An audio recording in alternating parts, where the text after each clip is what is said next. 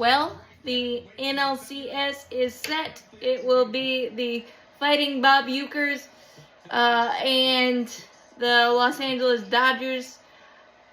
Both pitching staffs were running on fumes and dealing with huge injuries. Cade Horton being unable to go with his rib injury, I believe, and Brandon Woodruff with a lat shoulder issue that cropped up late in the season.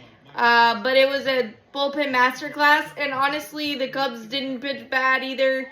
All series pretty much, except obviously the first two games. It was kind of a Brewer avalanche due to the 3-game series with the San Diego Padres and already running on fumes, and the Brewers took advantage and with a lot of long balls, which wasn't their calling card necessarily throughout the season, but they found the power when they needed to. Both teams held serve at home. It was basically early offense all series long, and that held up. But the stars of this series for the Brewers on the mound, Mizorowski doing three innings in Game 2 and 4 innings tonight. And he was much more under control. Not throwing 104, but being very, very effective, even though he did give up the solo blast to Seiya Suzuki. And it was just a very jagged series for Kyle Tucker. In the games that he was able to contribute, the Cubs won. In the games that he couldn't, they didn't. Tonight, in the biggest spot, first and second, no outs against Ashby after Bush singled and Nico Horner was hit by a pitch. Ashby came back and struck out Kyle Tucker on a 3-2 pitch, I believe it was.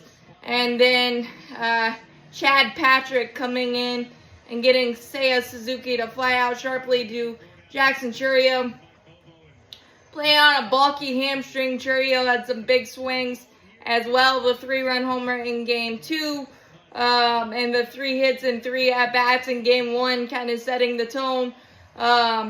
William Contreras with some big hits, got the Brewers on the board with the solo blast. He's been huge for them all year long. The development with him catching has been insane, so tip of the cap to the Brewers for that. But William Contreras has always been able to hit.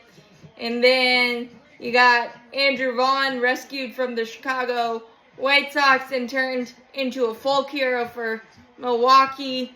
And then you got Bryce Terang getting the insurance run that he needed.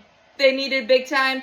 Uribe was a little bit effectively wild, which isn't necessarily a bad thing. I just thought that the Cubs kind of let him off the hook a little bit, being 2-0 in certain counts, but they only had that one big chance in the 6th, and Chad Patrick coming in and striking out Ian Happ on a backdoor cutter and getting those incredible outs for him. I think it was 1 2/3 innings for the young rookie.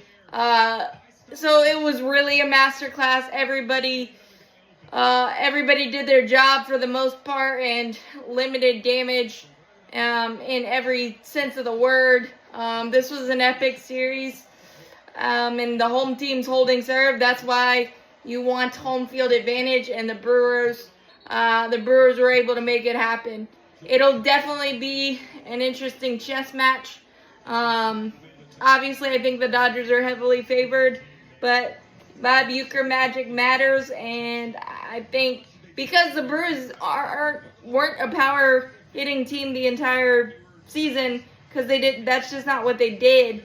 And then in this series, they did big time, and they made that stand up. We'll see if they can figure out their pitching. I don't know how much depth they have with Brent Woodruff out and things of that nature. Maybe they add somebody. I don't know if they still have Eric Fetty. Maybe he's an option. But it'll be interesting because the Dodgers still don't trust their bullpen. And if you can get the Dodgers starting pitchers pitch counts up, then you really got a chance. The Cubs just didn't have enough offense out of outside of Michael Busch and Seiya Suzuki, it was just kind of nobody else really stepped up, especially Kyle Tucker. But again, injuries and jagged, inconsistent play for him probably played a part. It'll be interesting to see what his free agency is. But congratulations to the Brewers.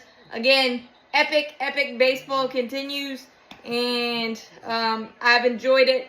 As always, go Braves, go baseball. Hit that like button, hit that subscribe button. Helps that a lot. Thanks, guys.